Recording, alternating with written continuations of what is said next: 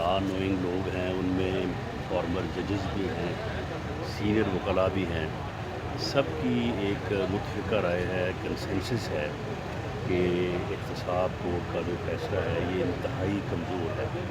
اس میں بنیادی لیگل جو ہے وہ نقص ہیں. تو اس کے پیش نظر ہمیں اچھی امید ہے کہ انشاءاللہ تعالی اللہ تعالیٰ جو ہے وہ مہربانی کرے گا اور آج میاں نواز شریف صاحب کو جو ہے وہ بیل ملے گی.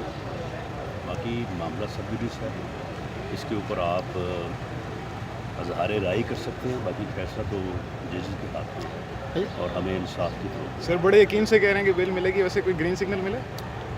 نہیں، اس میں جو ہے وہ نہ تو میں یقین سے کہہ رہا ہوں، نہ یقین سے کہا جا سکتا ہے.